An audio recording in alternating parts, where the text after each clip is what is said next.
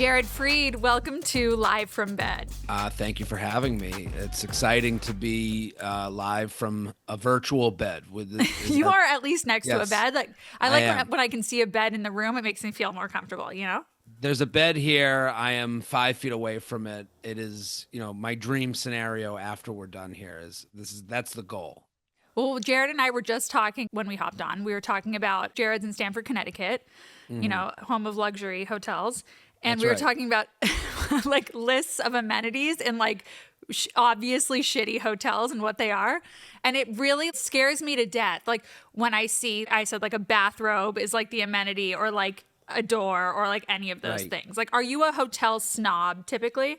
I am if I'm doing the nice hotel. Like I think everything that you complain about is about expectations, right? That's not like a hot deep. take. Like, No, it's deep. right? It's all about So if like I'm incredibly comfortable in a Fairfield Inn if I know I'm staying in a Fairfield Inn. Yeah. Like I just went to Lisbon and Comporta and stayed at like a luxury hotel in Comporta, and it was like it just didn't measure up. There was like I went there to go to the beaches of Portugal, and they're like, yeah, you can book a shuttle to go to the beach on the hour. And I'm like, hold on.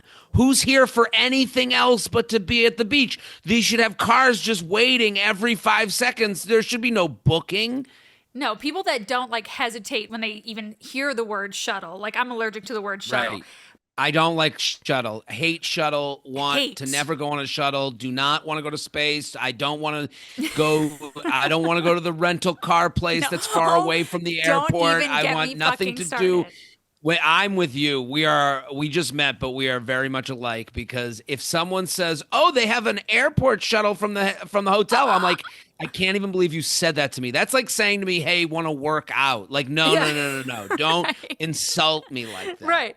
My biggest fear in life was ending up with someone, or even being friends or associated with someone that's the kind of person that would say like, "Oh, we're just going to the hotel to sleep. It doesn't matter what the hotel is. We're just going to sleep there."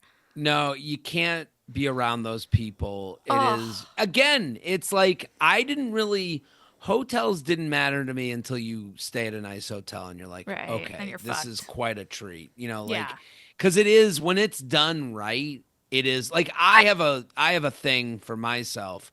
If there is a Four Seasons in a town that I'm performing, Forget it. I give it a look. It's at least going to get a look. And if it's under 500 a night, which is rare, believe me. And again, that number changes as, depending on how I'm doing that month. But I will say it gets a look. At a minimum, the Four Seasons gets a look, and then we go elsewhere. But I went to New Orleans. Oh my God, $650 a night at a New Orleans Four Seasons.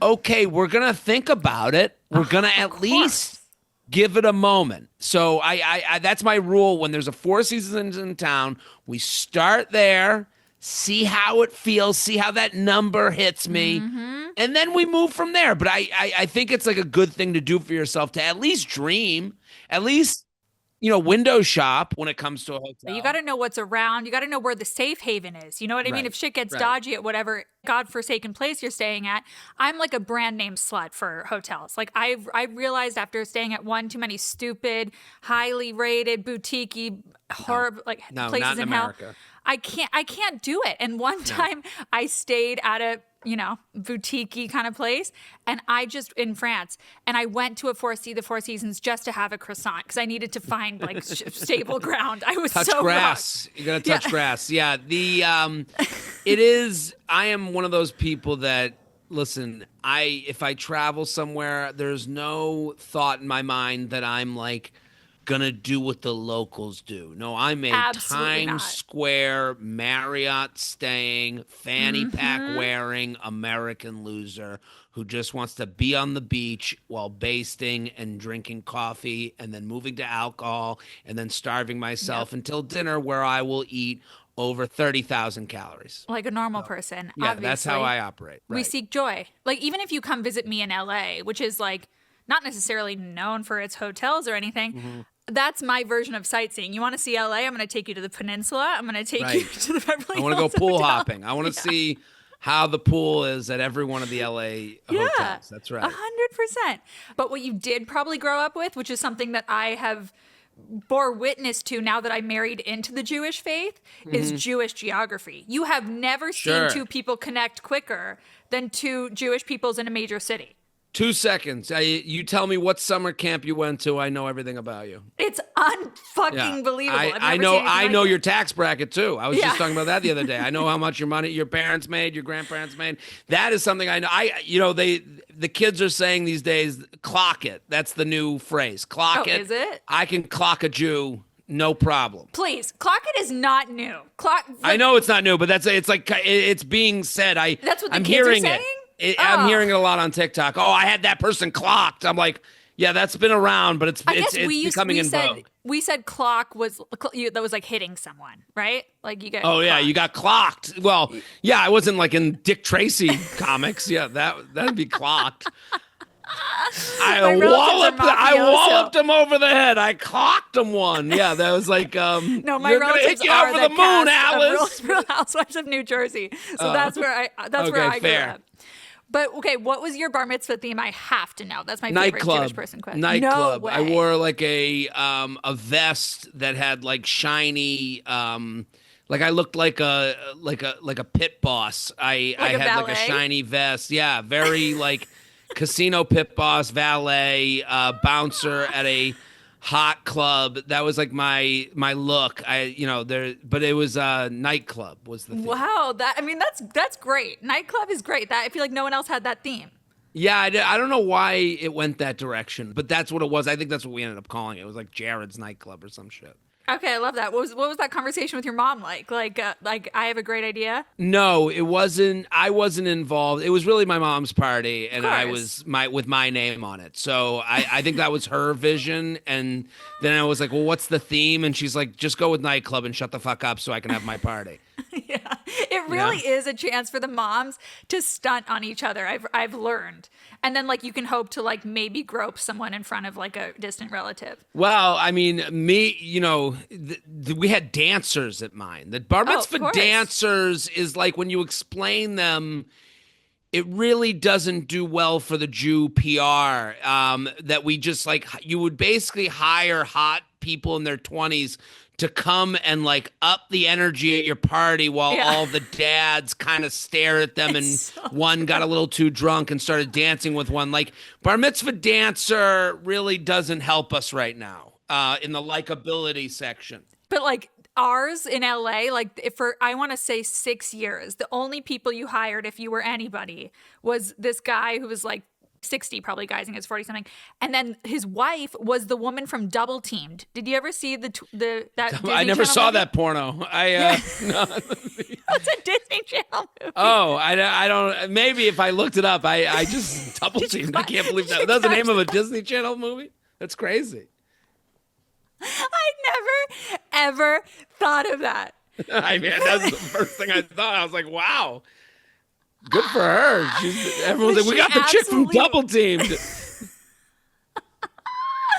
Yeah, those bar mitzvahs are like, they're wild and they're, you see them now on TikTok. They pop up every now and again. I'll see them and I'm like, good for them. Like, there's no fear. I like the innocence of like, because like, I think the real horrific, I don't know how old you are, Jade, but I'm 40. I'm 31. And I think, I just had to remember. So the millennial generation, the real curse we have is that we are fully, the boomers don't know anything else exists. The Gen Z children don't care that everything else exists. And we are cursed with knowledge of that our thing that we thought was just us is not that interesting or particular to us. It's and horrific. We are incredibly embarrassed of having found out that we thought it was just our own, but really everyone was doing the same thing everywhere else. So it's truly a curse for us to have to live with. It's so true. It's so true. Like, I truly have never had an original thought or experience in my life. So, okay, on your Netflix special, which I adore, 37 and Thank Single, you. I was really laughing. And like, I watch a lot of those for the show, and I'm like, you know, I thought that was hilarious. I really thought it was hilarious. Thank you. And I saw you when you were talking about gender reveals. It made me laugh because like those are insane. But what do you think is worse? So the other day, I mean, I've been subject to many a bris as of late because I again married into the Jewish faith, which I love. Except for the bris. So the bris, you lose me at the bris. Like, I just can't get behind it. And I realized, so I was at this bris the other day, like, which is it was in the valley. So I was already like running a little warm and I was feeling a little feverish. I was just, I was kind of dying inside. And I have this ability to like fog my eyes when I don't want to look at something. Like maybe I've just been like traumatized one too many times in my life. I have this like incredible ability to fog my eyes. But like, I don't realize. So I did that as the circumcision was happening, right? Because like the mohel is like literally tossing the baby in the air, like, like it's a sack of potatoes, like, and then cutting it open and whatever. And I just decided I didn't want to look, but I didn't want to be rude and like look away because I thought that the last thing we need is the goyim like looking away from at the breast, being disrespectful. So I like, fuzzed my eyes like I do, and I went along with my life. Then I realized, I looked in the mirror later at the part, like I went to the bathroom and looked at the mirror and I was like, I wonder what I look like doing that. I've never really like done that in the mirror.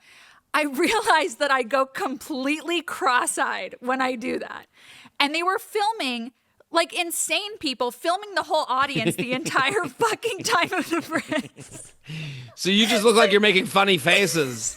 Literally, I'm cross-eyed in this poor child's entire bris video. But like, first of all, are they ever going to revisit their bris video? I'm not so sure. But what do you think is when worse? do you watch that? Yeah, like, I mean, at your bar mitzvah, I would imagine. Did your we dad put keep it your on the foreskin? big screen while the dancers go. Yeah. Did your dad keep your foreskin? What? No, Some dads keep is that a thing? I'm learning more about myself than I no, I've only, weirdly, I think I've only been to one bris and it was my own. Right? It's intense. I love how you talk about married people and how they talk to single people because I have been so fucking guilty of that and I really try not to. Like the other day I was talking to my friend and, not the other day because it was the Super Bowl, so it was in February. A couple months ago. Yeah. And she came over to my house with like a bunch of other married people and she's single and she's wonderful. Like she's so beautiful. She's so fun and funny and whatever. And all of the married people there couldn't believe that she was single. And so I texted her later thinking I was being complimentary, being like, oh my God, no one could believe you're single. And I went to bed that night and I was like, Jade, I don't know if that was it. Like, I don't know if that's the compliment you mean for it to be. Right. It is meant as a compliment. I get that a lot. How are you still single? Yeah. And but I just, the worst part about it is like, I don't know where to take the conversation. Like, because like, I don't have an answer. Like, unless I like, here's my therapist, like, let me introduce you to them. They can tell you why. Like because it's like a very deep existential question. And it's like married people, we never ask married people existential questions. Like I've never asked them like, do you think it was worth it? Yeah.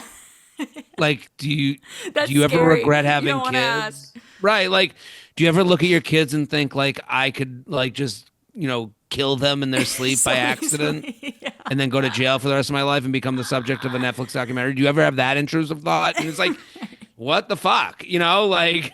And also, I think it speaks to a rhetoric, especially for women, that's like, you have to be chosen. Like, why weren't you chosen? Right. So weird.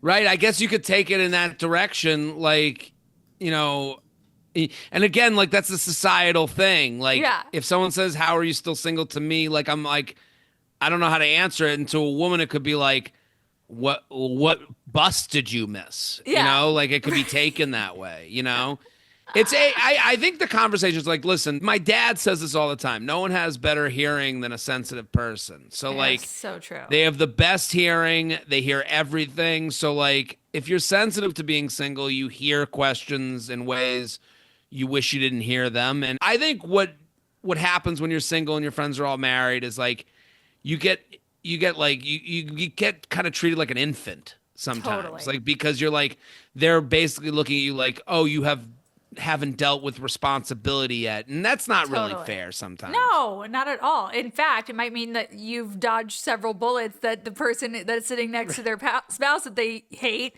didn't.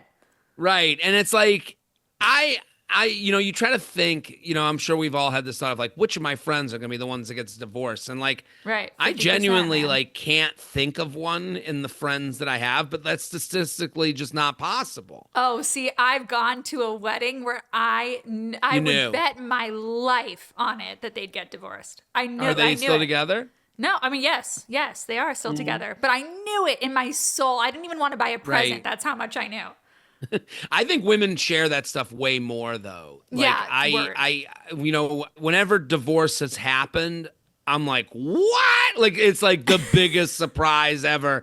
And then all the women are like, no, she's been telling us this for years. He does this, he does that, he does this, he does. And you're like, oh shit, you knew everything. Yeah, no, it's true. Yeah, the fear of being single thing is interesting to me because, like, I've never feared something less. But right. It's fearful, like you said in your Netflix special, sharing a mortgage with someone you used to love. That is what horror movies are made out of. Dead is a nightmare, yeah. That silent resentment every day, waking up in oh my God, just horrific. I'd rather die.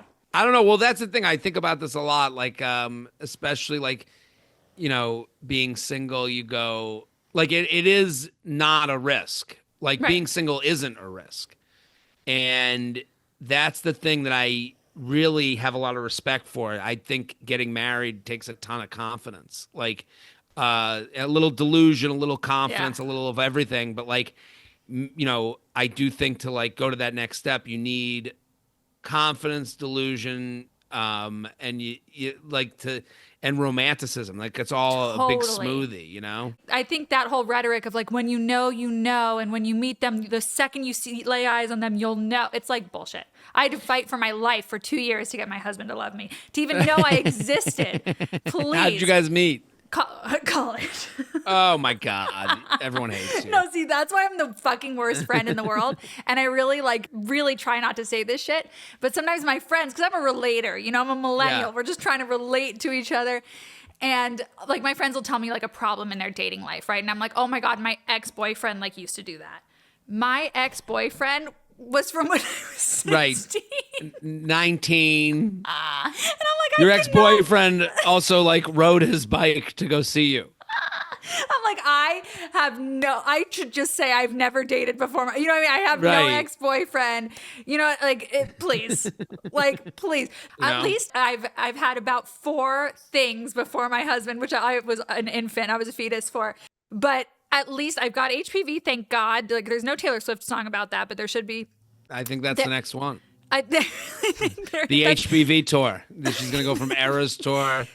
That's the one female experience she has not written about, and I'm waiting for the colposcopy song about that. I would really appreciate that. But I've had at least the unrequited love, the teenage dream boyfriend, and then that's about it. And that's really all of my dating experience that I can share with the world. I don't think it's something to be embarrassed about. Like that's like a nice thing that you met someone and you guys enjoy each other, and totally. That part was easy. Like that's not to say every part is easy. Yeah, but I would like to pretend. Like sometimes I just want to make something up so I have something to say. What would you say is like your worst first date? Like what kind of food or even like what location? I really don't get in position. Like I really, from my end, maybe I'm delusional. Maybe the other person's having a horrible time, but I tend to have like okay time. When I go on a date, the whole like, date one to me, like, let's get this going. It's more like I just don't need the pomp and circumstance. To me, it's like, let's go to a bar that has that's moderately nice and let's have a couple drinks or 2 cups of coffee. I don't care. And a snack? And no snack or just... I'll do a snack if it comes up, if that's what they want. Like I hadn't... I'd rather kill myself. I know we're not supposed to say that anymore. I'd rather kill myself than go on a coffee date. I really would. Really? Why not? Coffee puts your stomach on the fritz. That's first of all. Okay. That's just dicey for me. it puts me in like this fight or flight place that I find invigorating during the day, but in social situations, I might find it a little like, I don't know. It's just a little, I don't mind it. it's I don't morning. think. I don't know. Oh, like, well, I do coffee in the afternoon. I got a Broad coffee in front of daylight, me right now. It's like, I don't mind it. I'm like, to me, like, I'm like the first date is specifically, it's just like, let's get this moving. And I think like, because I think with the dating apps and with like, technology, there's like a lot of like fearfulness of wasting time and leaving the house when you don't have to. I mean, like, amen. I saw this whole thing about like friction. We should have to put makeup on. Could you imagine wasting a face of makeup? Well, that's my whole point with a coffee date. Like, let's go. We'll go with your dewy, glowy daytime makeup, in your athleisure, where it's a little less to do, and we can do a coffee and a seltzer at a night. And I do think like there's bars now that are like coffee wine hybrids. Like St. Jardim in the West Village to me is like a perfect date spot because you can get like the snack. You can get like the sourdough bread with the butter that's kind of nice. You can do a high-end experience. Yeah, I think like I'm entitled to a dark ambiance. You know what I mean? Like that's like how it's like it's staying so light out. Like I hate the summer. I famously hate the summer. But it's like famously to me and my loved ones. I've heard that. Yeah. Exactly. But I'm entitled to the nighttime. Like sometimes I need to be hidden by the cloak of darkness, I get that. I have a zit, I'm hiding. Think my thing for me is just like, let's get to talking, one-on-one. And sometimes like the coffee, the walk, the dates that are considered quote like, less than are just more a means to like, do I want to be I just want to like see if we got a good thing going. Yeah, I can imagine. I find a sushi date, having not been on a date in 400 years, I would feel like a sushi date would really hurt my soul because this thing about sushi that's tough is that it's the decision between one bite or two is very gray. It's very, Interesting. So it's like you're caught a lot with your mouth full of fish and rice. It's like, and then you have to like talk, but like you can't. It's hard, and it's a like that I find difficult. I like a sushi date because if they're like, well, I'm just going to get a California roll, I go, all right, well, nice to meet you. Yeah. Good luck with everything. What are you for? Listen, there's some people out there. I'm gonna yuck that's a good thing to know. I'm going to yuck. Yeah, that's true. Okay, but here's my question for you. What do you think, in your opinion, is the hardest breakup to do? Like, I think that calling off an engagement / like you get extra points if it's like calling off a wedding. That's like the Olympics of breakups. Like so much so that it honestly like makes those of us who are married, you're like, that's kind of chic. Like there's a little bit of a chic badassness. What do you think is the hardest? Like besides like terminal illness?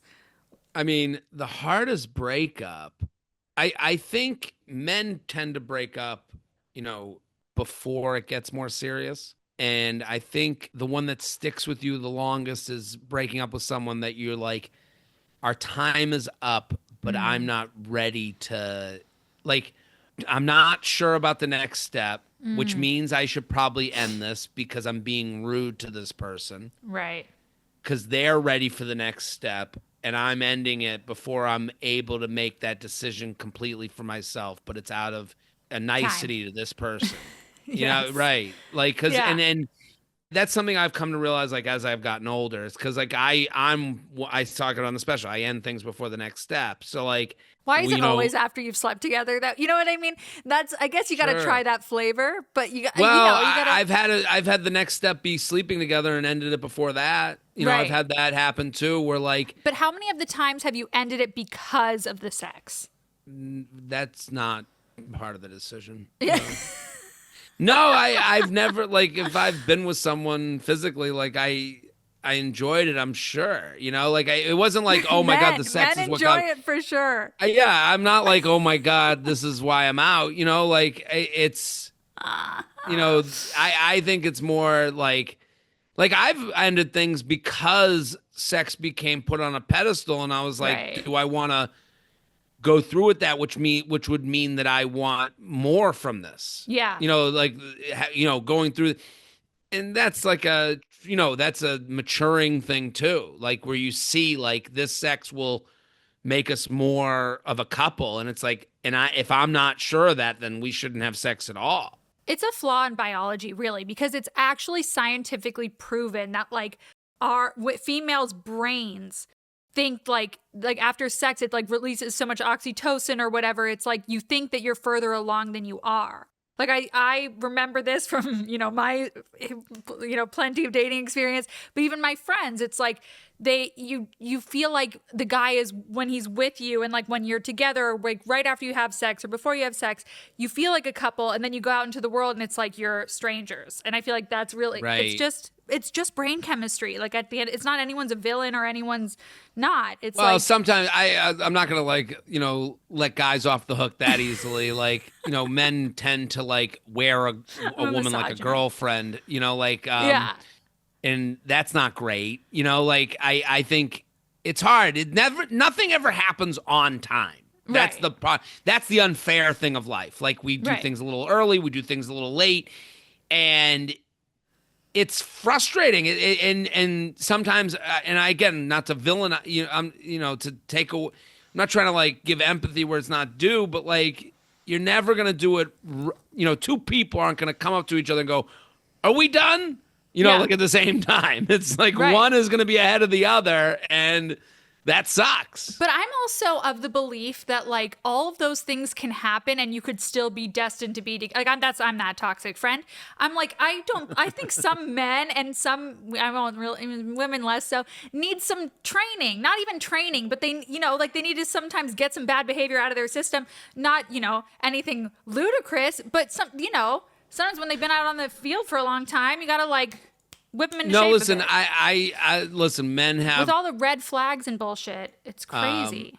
I think men have the one that got away more than women do, and it's generally because they will give up, me included, give up on things that are pretty good. Yeah, thinking, not really realizing like kind of the schedule and timing of life. Can I tell you what I cannot get behind, not being in the dating community, but I truly think it's the most barbaric, asinine thing that's happened to modern society.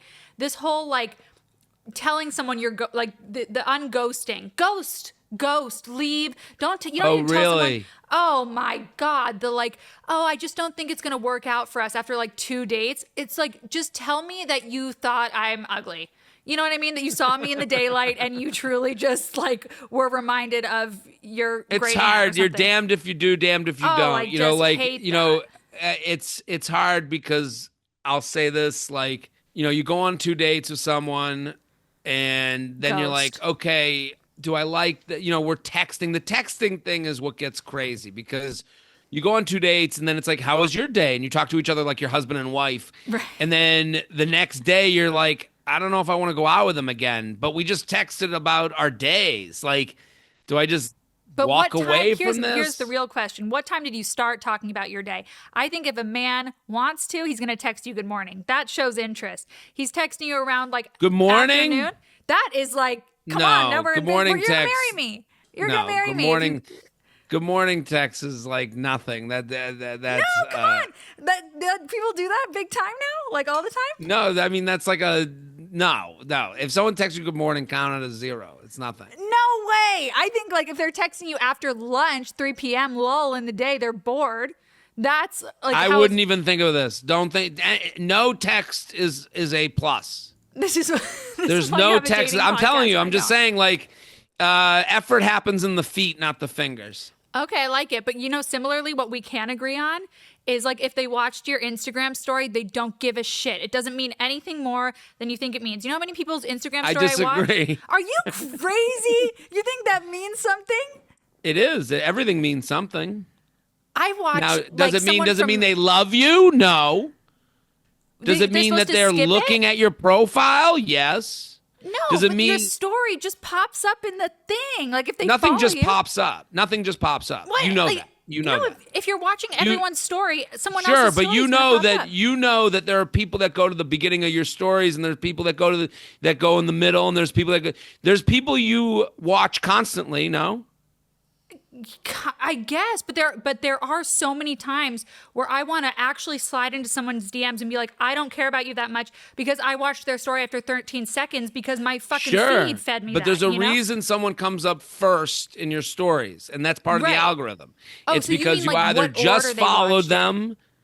What's that? You're saying that it matters what order the person watched it in. I'm saying if someone watches your stories every time, there's something to that. Jared, you are about to have a lot of girls back on the hook with that. I'm They're just gonna telling. their No, hearts broken. I'm not saying it means they love you, like you, whatever. Yeah. Again, effort happens in the feet, not the fingers. It means that they know that you exist. That means they're attracted to you, and Okay. they would turn if you walk by them in the street. Now, If you liking your interact with Instagram someone's story. account, their stories come up sooner than the ones you don't interact with. Right. But if they That's like just your the Instagram story, we're facts. good.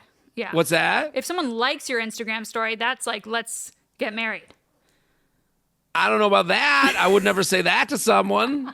I'm just saying, the real like problem with these apps is like if you like to look at people, which we all do, you're going to look at the people that you're attracted to, curious about, thinking about. Like if you follow someone, their story comes up like right away the minute you follow them, right?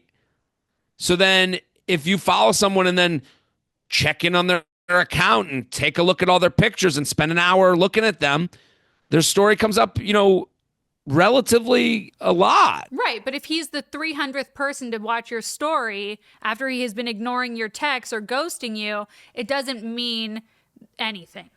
Well, it means something. If you've been texting them and they watch your stories, you know that they're alive and active and actively not texting you back. So let's not just be like in the hospital. Right. Well, we just can't be like ignorant to the realities of life. That's Right, the problem the with algorithm. 2025 is there's unavoidable truths, and those truths are uncomfortable, especially in dating. Word. So in dating, you have to know that someone's on a dating app sometimes still. Yeah. Like your parents could date two people at once, and you didn't have this like trail out there that told you that they're still like out there looking. You can't avoid seeing someone changing their pictures on the apps when you've already gone on 3 great dates. It sucks. You can't It have a good sucks affair anymore. No, it's terrible. There used to be a time where you could have a fun affair, and now we've left that time. It's terrible. Okay, so what's your if you're looking at girls' profiles, what's on there that's your number one? Absolutely not. If you can't see what they look like, then that's a problem. Women tend to hide in their profiles. They're so afraid of being, quote unquote, too much. Women make profiles for other women. Men make profiles for other men.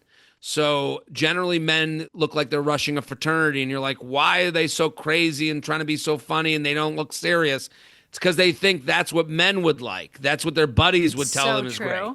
Women are sunglasses on, group of 6 girls, kind of like, hiding behind a tree. They never put it out. It's always, and they're afraid of a woman saying, oh, you're being so much. You're being too much. And it's like, I think women would be better off being a little bit more like men on dating apps, and men would be a lot better off being more like women on dating apps. Maybe, packing it in a little bit. Women would be better off letting it fly a little bit. Yeah, no, I agree. I think what's so funny is when you can so transparently see when a man is trying to think like a woman. What my number one would be is a man with a child. They think that women think that means that they're paternal in some way, or that they could be a family guy. It looks like you abducted a child. Who is that child? Is it your son? Am I about to be a stepmother? Is it your sister's kid? Who is this child? It's so creepy. You see a lot of not my kid, and it's like, well, then why not use a different Take picture? it off. Crop the kid out. It's also takes you out of your sex hunting to look at a child. You're just whoa, it's just knocks you out.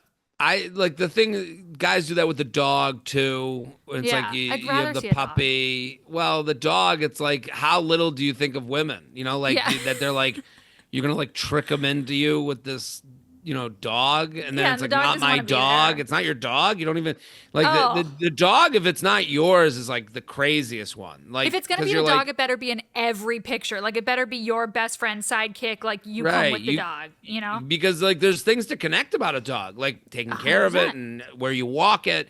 Yeah. Like so you're basically putting up something you can't talk about. Like you have to. I think a profile. The best profiles are ones that bring people in and get rid of people. You want both. You want a profile that people get the joke and don't get the joke. And I think a lot of times women go with very plain Jane profiles. Yeah. And it's like, what do I want to win this. I want to do well. I want to talk to you about something. I want to make you laugh. Also, a lot of women write you statements that I think that's a bad way to go. You should be a gentleman. You Oh. better make a plan. I think I statements are the best thing on dating apps Oh, I like that. Like because it's otherwise it sounds like personal, nag, it's nag, nag. vulnerable. Yeah. Like you should You is terrible. you absolves yourself of any vulnerability. Totally, and it's like hard to talk about. Yeah, like Right. that's what would. I'm a freak me gentleman. out. Hi. What do you say? Right. Oh, God. Terrible. That is horrible. I have a great relationship with my mom. Like, what do you mean? Right. No, it's awful. Yeah, I think like it's kind of like my brain is soggy, kind of like how the youth and ours eventually will be because of ChatGPT. Like, I haven't had to initiate a conversation with someone in so long. Like, I think that's what I fear. Are people still, tell me about if the kids are still doing the like hi, H-I-I-I-I, or like how many I's is too many? I wouldn't care. That wouldn't matter. I like if an someone's doing enthusiastic 67 hi. highs. I like an enthusiastic text. Like, exclamation point wouldn't make you run. Yeah, I'm in. No, I'm into it. I like enthusiasm. I like There happiness. are too many highs, though. No, Too many highs. highs, exclamation points, multiple eyes. Like I'm into all that stuff. Like I think like a wet blanket texter is like, do you care? I don't know. That's Yeah. for me though. I speak for myself and take that for what it's worth. But like, Yeah. I don't think anyone's looking that into it if they're attracted to someone and they want to go out with them. Like Really? I think that's all. Listen, for me as a man, I think for most men, am I attracted? It starts at that. There's no like box checking. Oh, she seems safe. We have no fear of safety. We have no fear of like. Word. So Totally. we have a very simple look at things. When women are looking at a guy's profile, I would understand that they're like, well, do they seem safe? Do they seem serious? Do they seem like they have a good background? Like, do they have growth potential as far as like what they do or where they're, those are things getting thought about. Yeah. For men, it's like these apps were created by male nerds. Zuckerberg created these apps off of a hot or not Yeah. thing. Totally. So that like let's keep in mind that not much has changed for men. These were created by men. Women were invited in. No, and the semantics are important to a woman. Like what, like people want to know what you're, like they care more about what Right. you're saying. Okay, but Right. I think we should go in on a venture together. So I have an idea for an app, just like every breathing person. Sure. Isn't that the worst way to start a conversation? Like if someone tells me, that would be like my dating. Absolutely not. If you tell me about an idea for an app you have that all your stupid idiot friends think is a great idea, It's the beginning of every person who's ever done coke. That's the first thing they say to or you. like my dream last night. Like I Yeah, want to fucking kill myself. Okay, but I have an idea for an app that is called Vetted because I feel like for married people to get back in the game, right? We want to play, we want to set our friends up, but also I think like you said for women's safety, you want to know that the person is vetted. I mean, we can Right. rework the name. But like if I like suggest that you should go on a date with my friend, but only you'll see it if you match together. Like Bet just kind of tried to do this. oh they did. Sorry to interrupt. They did. It was called Ship. I ship them. Like Oh, and can yeah. married people play? Like I can nominate married my people friend? could have accounts. It didn't work Fuck out. yeah. It was done with the match Oh. group. I'm sorry. I'm sorry to ruin this Shark Tank pitch. Fuck. My idea off of this, but I think is like a little bit more analog. Yeah. Was that people should have friend lucks. What's that? So instead of like a potluck, it's a friend luck. So if you and your husband had people over, you would say, you would invite 10 friends. And the Yeah. only way they could get in is if they bring one friend of their own. And it doesn't matter single, married, whatever it is, but just bring a friend. And But then you get yourself into the antipasto situation that we're seeing on TikTok. I saw that woman, she really it sounds like it's funny, like TikTok is just like outs crazy people. It sounds like this house she went to, she just walked into like the worst person's house because like the whole family's house. like, we've been dealing with this for years. Like it took this like random person walking in to be like, why do they treat me like that? And then the internet like zones in and we find out their family her stepbrother's sister or wife is now like, thank God, I saw now that. this is my chance to fucking shit on these horrible people. Did you see the house though? Forgive me not to be a snob. It looks like a Shrek's house. It's a swamp house. I will say this: the antipasto didn't seem like it was coming from Erewhon. So let's I think like the whole I thought like we to were, me going into a gated community. No.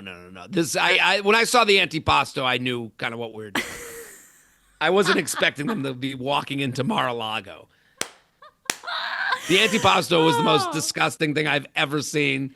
People act like it's like the most beautiful thing they've ever seen in their life. I think I think the gesture seems to mean a lot to people. Yeah. I'm just looking at the antipasto on its own, and every time it comes up, I can smell the house it came from. I can smell it. Yeah. It's like it looks like it smells like a burp, Oh, totally. People are going to get murdered, though. I swear if I were a murderer, I would bring an antipasto salad over to people's house, and people are so afraid of getting canceled, they'd invite me in, and I'd kill them all. Well, I mean, it does seem like this person whose house it was is horrific. Like, her response to it was so, like, delusional and, like, not really seeing that, like, hey, you made someone feel badly for being at your home. Like, obviously they did. Maybe they walked in, but now you've heard the whole story. Like, they just moved to town. They were excited. There was obviously a miscommunication, and the lack of empathy she had for the miscommunication. Like, you're walking into my fucking house, and it's like, yeah, they're new. They're not a murderer. So, like, let's walk it back. Like, but they know something we don't know. Maybe the antipasto salad was offensive. It did smell. It was disgusting looking. I had no love for that antipasto salad. Well, Jared, you're the greatest. Thank you for doing this. This was so much fun. I'm so happy we got to meet. This was the best. Enjoy Stamford, Connecticut. Thank you. I will. Bye.